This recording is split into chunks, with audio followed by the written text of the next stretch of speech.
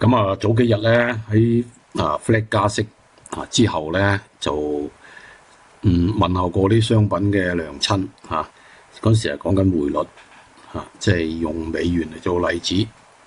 咁啊，趁住父親節，咁啊又問候一下商品嘅父親。咁啊，咩係商品嘅父親咧？咁樣不過未講呢樣嘢之前咧，就都恭祝大家父親節快樂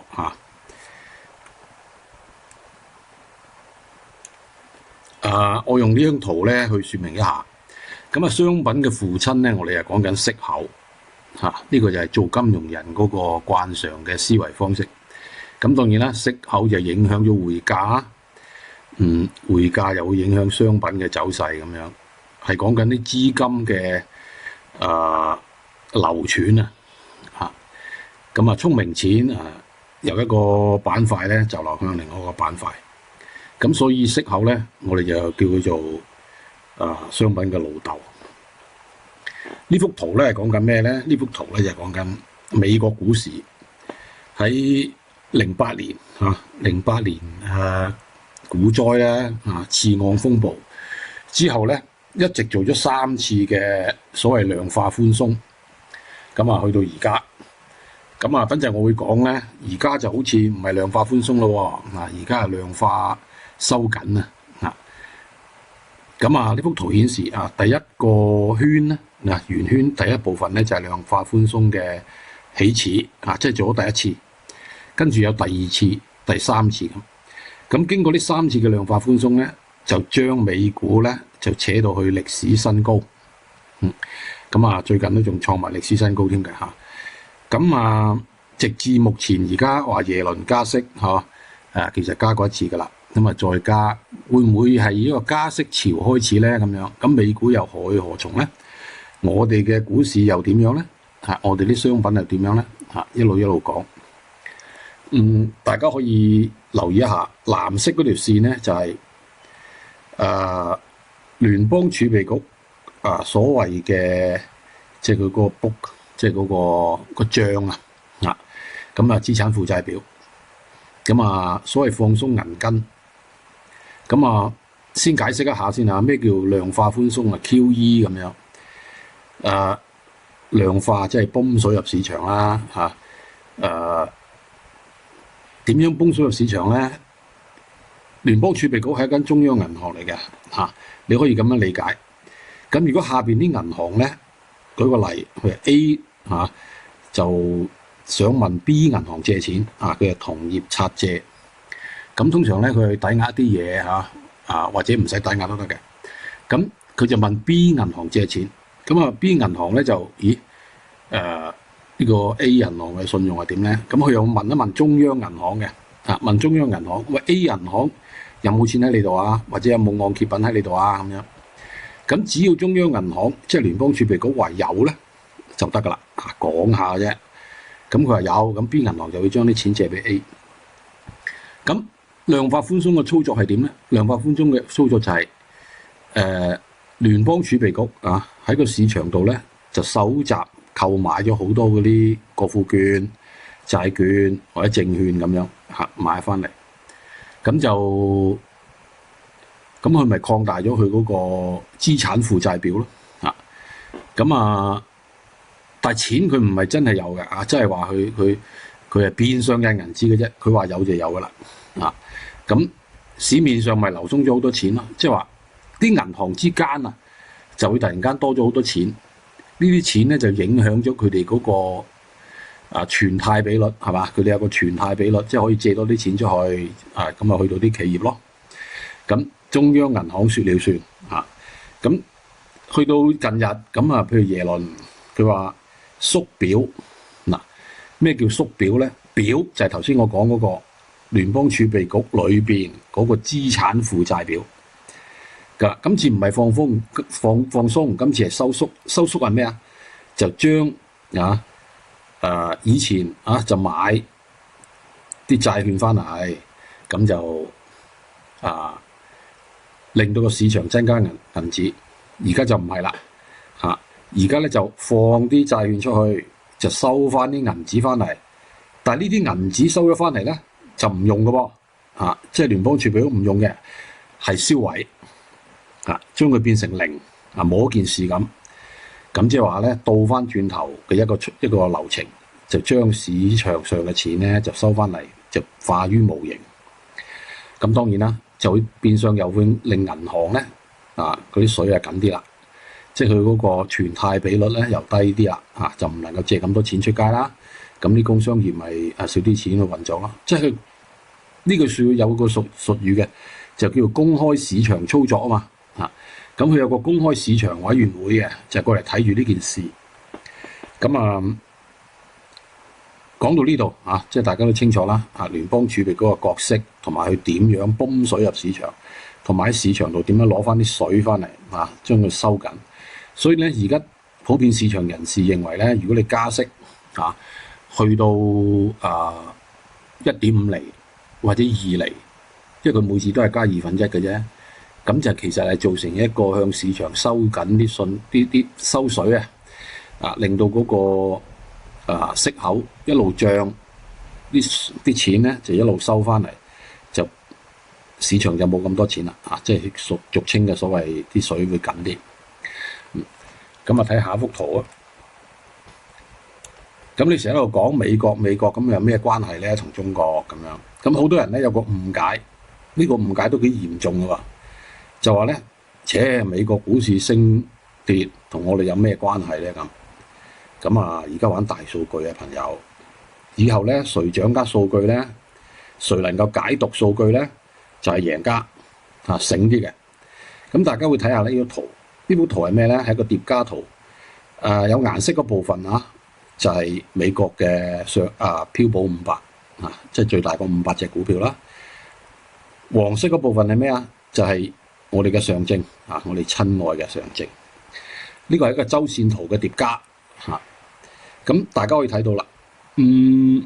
我哋先從邊度可以睇起咧？先從左手邊，2002年藍紅色線嗰部分，2002年咧就美股標普500咧就見底，咁炒咗一段上去1500落翻嚟嗰部分咧就係信貸危機啦，即係次按危機。嗰陣時就係講緊股災啦。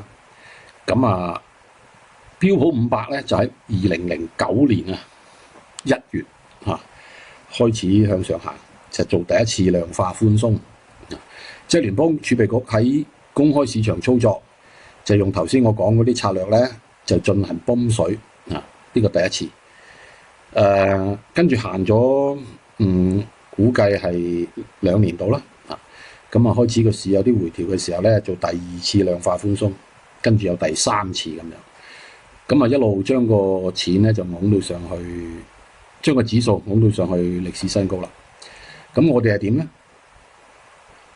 我哋喺2005年見底你見到啦，黃色嗰部分。咁炒過上去嘅，咁又撞正次按危機啦嗰陣時咁一齊跌嘅你可以見到啦，係一齊跌。當然前後腳幅度都唔一樣，因為我哋嗰陣時炒得好癲嘅。咁跌到落去好深咁樣。跌得好深咧，我哋早見底喎。我哋喺2008年見底大家見到黃色線嗰部分，跟住咧就歷時一個5年咧都5-6年㗎啦嘅一個大橫盤，好似一個三角形咁啦。如果有睇我博客嘅咧，大家都知啦。喺博客我2013-14年咧，我就話咧呢個股市咧，中國嘅股市咧係有機會見一個大底向上行。其實點解咧？而家我公開我嘅睇法，其實你查翻我博客咧，我都會有圖貼咗出嚟㗎。背後嘅理念就係話佢見底向上行，其實基於幾個數據。所以我話大數據分析好緊要咯第一，形態上嘅數據，佢一個大三角形嘅橫盤咗咁多年。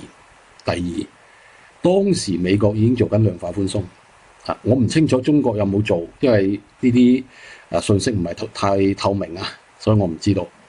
咁美國就做咗第一波上去㗎啦，就係由於量化寬鬆嘅關係。咁我哋你見黃色嗰度咧，上證咧都係同步上咗轉嘅跟住咧就人哋盤整，我哋係跌人哋再向上行咧，我哋仲繼續盤盤到去2013年咁當時咧，人哋已經做緊第二次量化寬鬆噶啦。咁我喺度估計，其實中國都做過量化寬鬆嘅，只不過冇公開數據，所以睇唔得清楚。咁啊，直至到去到2013、2014啦，人哋第三次量化寬鬆嘅時候咧，我哋就開始拉上去。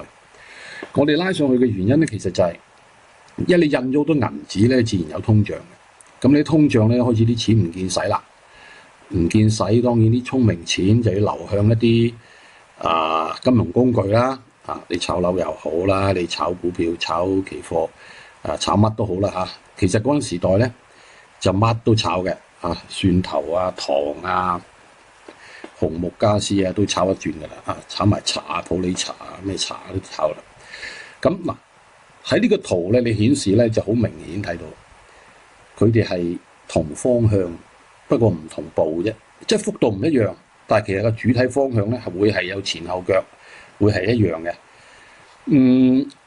中國一路都係想加入國際市場啊，一路行緊，所以同個國際關係好密切。所以我成日都話啦，你做期貨又好，做股票又好咧，你最好有個國際觀。呢個國際觀咧會令你睇啲嘢咧俾人早一啲。OK， 言歸正傳，又睇翻後邊啦。右手邊，2016年美股咧就再向上行創新高。我喺博客同埋每日觀點我都講過啦，佢有歷史新高嘅。咁你而家見到佢咧喺黃色嗰度咧一條通道向上行嚇。咁我又畫咗一條線2193，係代表咩咧？其實就係話俾你聽，喺未見到2193之前咧，佢係會創歷史新高。即使會有回調，但係暫時係唔會見到呢啲位嘅。即使話唔會咁快完嘅，仲可能會掙扎。喺邊度掙扎啦？喺條通道裏邊掙扎。咁我哋咧頭先啱啱講完，咦？佢哋同方向不同步喎。咁我哋係點啊？嗱，你睇下黃色嗰張圖上證指數我畫住兩條線。其實最近咧，我喺交易策略每日觀點咧，我日都講噶啦。呢兩條線咧就喺個區間裏邊運行，而且會運行一段比較長時間，即係綠色線嗰部分。係咯，人哋就向上歷史新高邁進，我哋係反彈OK， 但係方向其實都係一樣嘅，只不過力度幅度唔一樣啫嘛。咁最後講講所謂嘅周期大家都見到啦，綠色字得2002、2009就7年。美股嘅7年咧，如果再咧2016，你見唔見到2016？我喺後邊寫住右手邊，咪係咯。嗱，呢個就係我當時推測美股有歷史新高嘅理由啦。係一個周期理論個底咧7年咁行咧，2009加7咪2016咯，2016就行上去咯。嗱，呢個就係其中一個周期論喺判斷一個行情。即係你讀呢啲數據呢啲大數據佢展示幅圖俾你睇，你仲要去識分析佢。咁喺我課程裏邊咧，我都會教到呢樣嘢，即係話咧時間重於價格啊嘛。咁呢啲周期究竟對個市你股市又好，商品又好，本身嗰個走勢嘅推論係有邏輯推論嘅。經濟發展有周期噶嘛，所以大家應該係多啲留意國際上嘅發生嘅所有嘢你話政治經濟尤其是呢啲有大數據讀出嚟嘅圖表，係千萬億嘅金錢喺度拼搏得出嚟嘅數據。如果你信大數據嘅掌握會令你聰明啲，咁係咯，上我課咯學下咯，或者睇下我視頻睇多啲咯。好啦，今日講到呢度父親節快樂。